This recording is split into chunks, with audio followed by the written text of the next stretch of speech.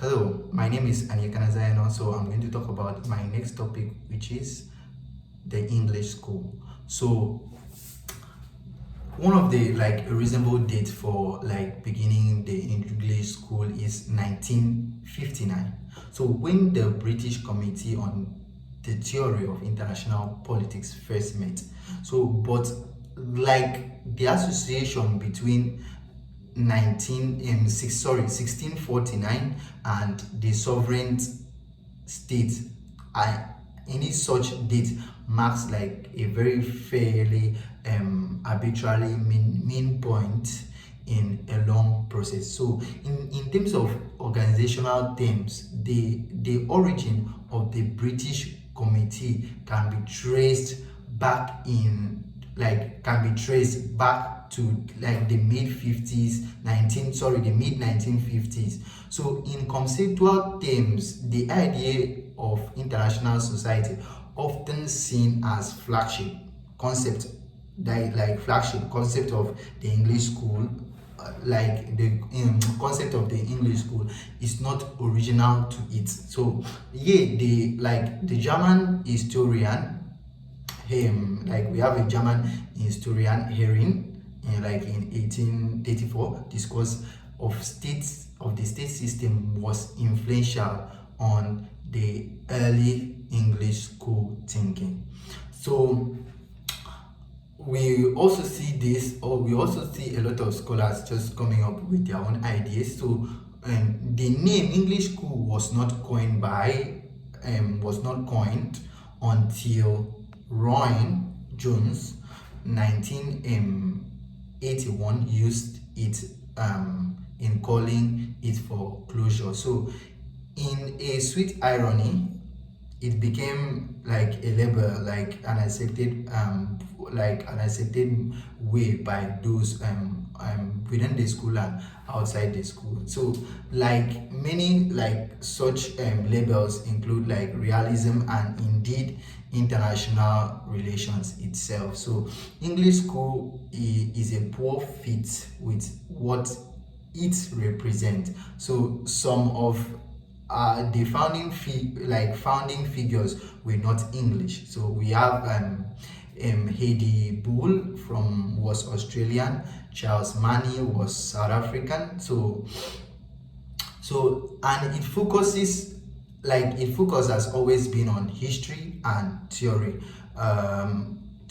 for the global level of international relations. So it has never been a particular interest in the British foreign policy. So it's not about the interest of the English school is not about British foreign policy. It's about international relations, the theory in a global level, in a global scale. So arguably, so there is a particular English about its ideas, which might be understood as particularly in the European history. So history, laws, sociology, political. So the key classical theories with whom the English school is most closely associated is the Grootist, a Dutchman. So somewhat embracingly, it's initially funding came from the American foundations. So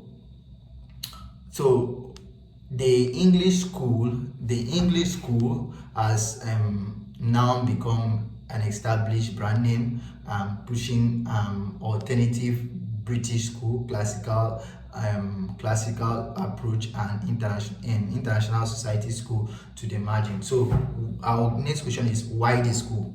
So why the school? The school sets out various criteria to self-identification, external recognition, and shares international foundation that justify the use of terms in this case. So most more abstractly, like it offers to help the way of thinking about ontology of the English school by distinguishing between club and a network, and between grouping and a succession of scholars. So how did this school unfold?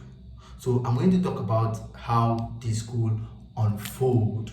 So this school unfolded. This school unfolded. This school unfolded.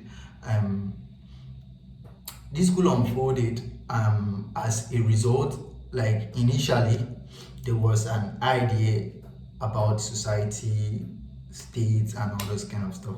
So there is more historical, legal, philosophical, and like aside from being like philosophical, legal, up to the point of like sociological way of thinking about international relations, than the more like mechanist idea of international system. So that is becoming dominant in the field of international relations in US after the Second World War. So as we set out like some details, the like idea of international society offered a different kind of middle ground. So or like we can say later it became a label via the media, between the extreme of liberal or revolutionist and realist view of international relations. So the English school had a concept in international relations which was put like right from the beginning, as seen in what we have different subjects along the line. So we cannot really do without English school in the course of international relations. So this is where I'm going to like end my topic on English school. This is really what I understand. So thank you very much for listening to me. Thank you. Bye.